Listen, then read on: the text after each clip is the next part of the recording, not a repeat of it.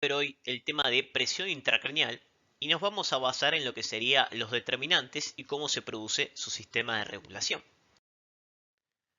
La presión intracraneal tiene que ver con el contenido que tengo dentro del cráneo o la presión que genera lo que tengo dentro del cráneo. Que el contenido van a ser tres elementos importantes: el líquido cefalorraquídeo, la masa cerebral, que sería el cerebro propiamente dicho y el concepto de las meninges, y la sangre. O sea, los tres elementos que están dentro del sistema craneal. Mientras que en el sistema de la sangre yo puedo encontrar que hay dos tipos de sangre.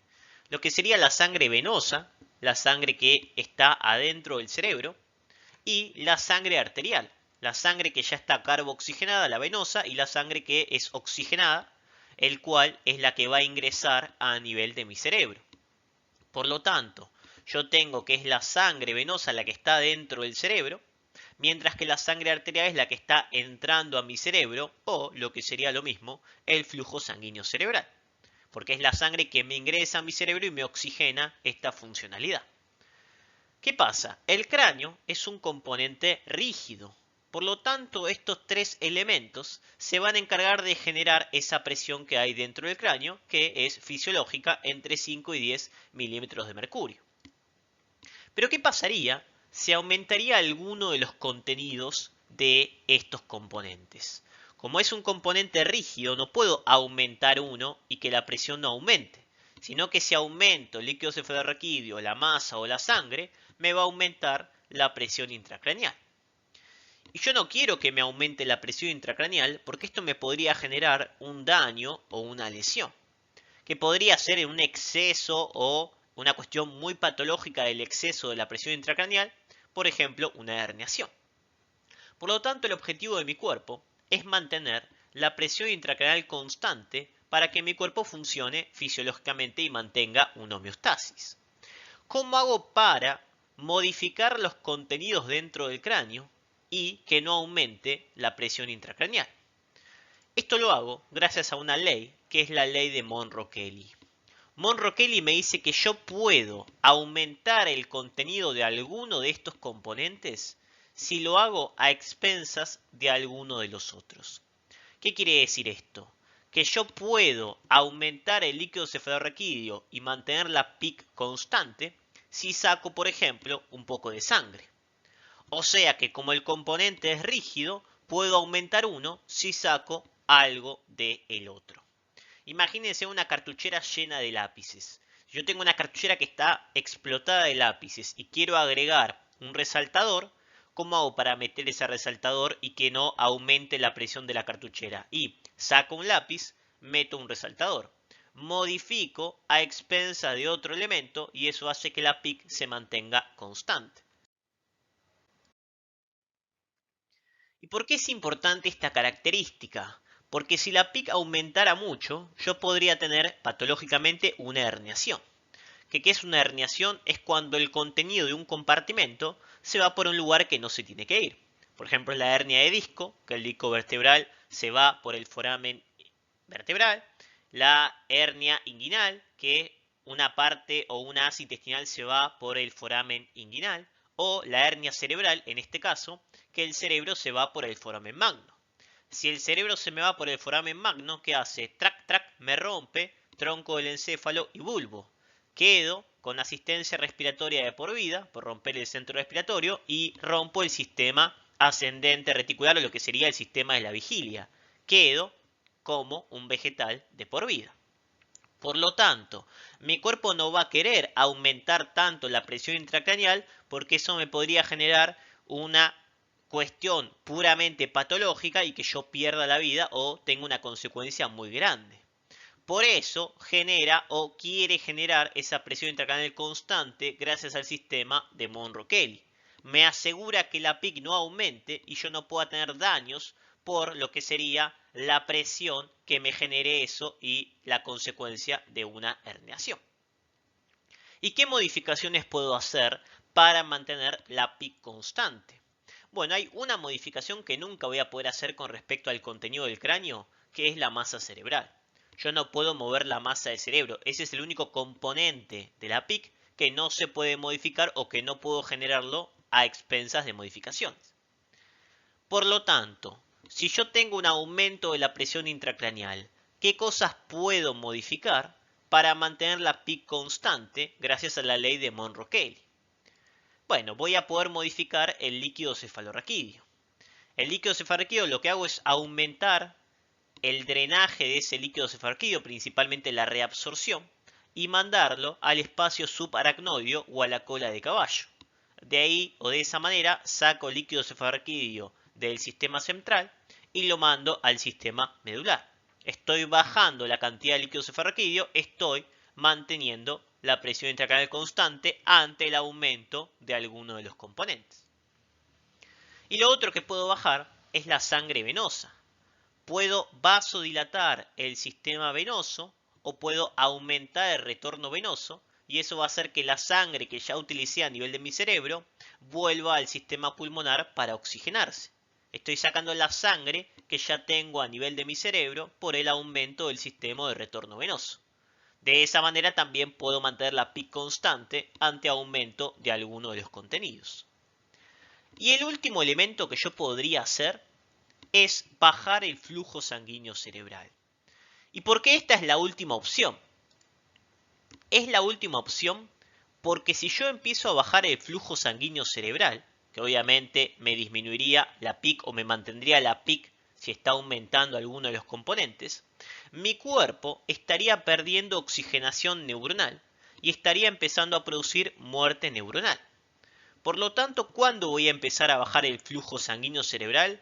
Cuando sea la última instancia por una cuestión riesgo-beneficio. Imaginemos que tengo un aumento de la masa cerebral por un tumor.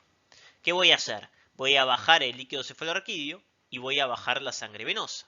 Pero si sigue aumentando la PIC para mantenerla constante y evitar esa herniación, voy a empezar a bajar el flujo sanguíneo cerebral como última opción. ¿Esto va a ser malo? Y sí, mi célula se puede morir, va a perder oxigenación, pero ¿qué evito? Evito la herniación y sigo con vida. Es la última opción porque es una cuestión riesgo-beneficio. Al perder el flujo sanguíneo cerebral, yo voy a empezar a perder la oxigenación de esas neuronas y al tener fallas funcionales. Pero mi cuerpo prefiere tener ese problema antes de generar la herniación, que es un problema mucho mayor. Ojo, porque fisiológicamente la PIC se mantiene constante. ¿Gracias a qué? Gracias a la disminución del líquido cefalorraquídeo y el aumento de retorno venoso, la disminución de sangre venosa. Estos dos sistemas son los sistemas que yo utilizo en cuestiones fisiológicas. Si a mí me aumenta un poquito el líquido cefalorraquídeo, la formación, por bajar la sangre venosa ya lo resuelvo o viceversa. Mientras que esta cuestión de bajar el flujo sanguíneo cerebral es una cuestión patológica y no es algo que sucede normalmente a nivel de mi cuerpo. Y vamos a ver que hay una cuestión con respecto a este flujo sanguíneo cerebral, que es el sistema del círculo vicioso. ¿Por qué? Porque si me aumenta la PIC, dijimos que la última acción era bajar el flujo sanguíneo cerebral. Si bajo el flujo sanguíneo cerebral, obviamente me va a bajar la PIC o se va a mantener constante.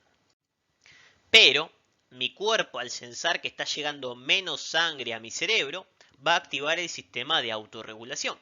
¿Y la autorregulación qué hacía? Producía, entonces, si me está llegando poca sangre, una vasodilatación a nivel cerebral. Si yo vasodilato, voy a aumentar lo que sería la presión de perfusión cerebral. Me va a empezar a llegar más sangre al cerebro. Si me llega más sangre, me aumenta el flujo sanguíneo. Y si me aumenta el flujo sanguíneo, ¿qué está pasando? Me aumenta la PIC.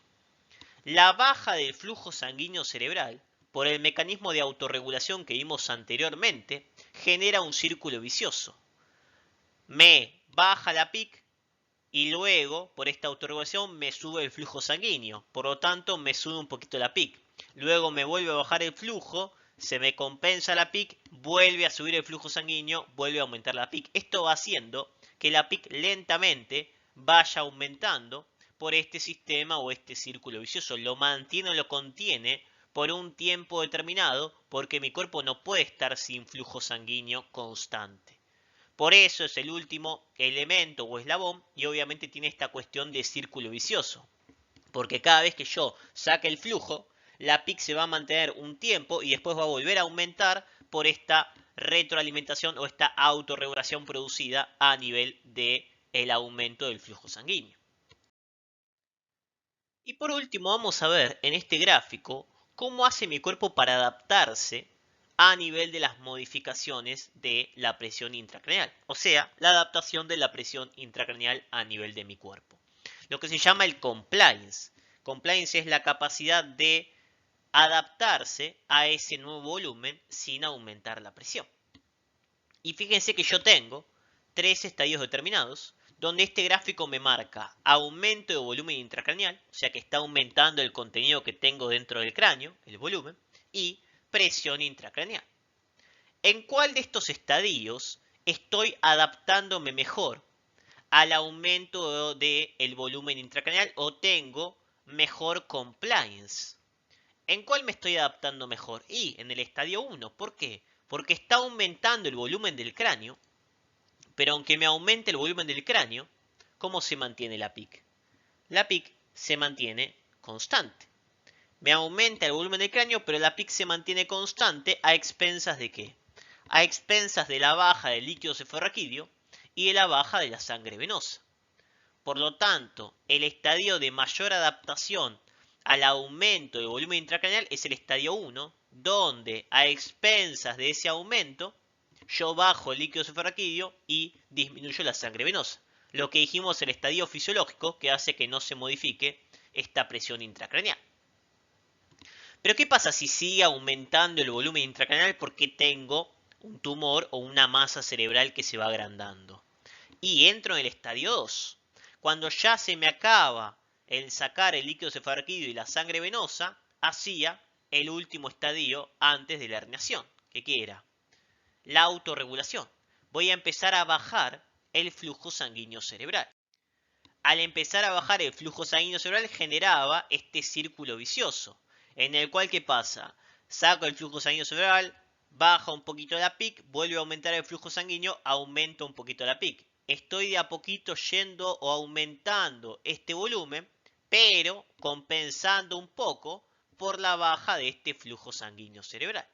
Estoy en el último estadio de la autorregulación o en el último estadio principalmente de lo que sería la regulación de la presión intracraneal.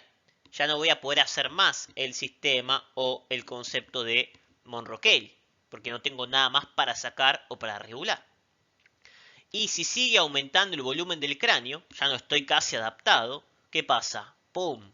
Entro en el estadio 3, herniación. Va a ser tanto el volumen del cráneo que eso va a generar una presión tan alta que no la puedo compensar y eso va a hacer que mi cerebro genere la herniación y que yo tenga una lesión a nivel del tronco del encéfalo y del bulbo.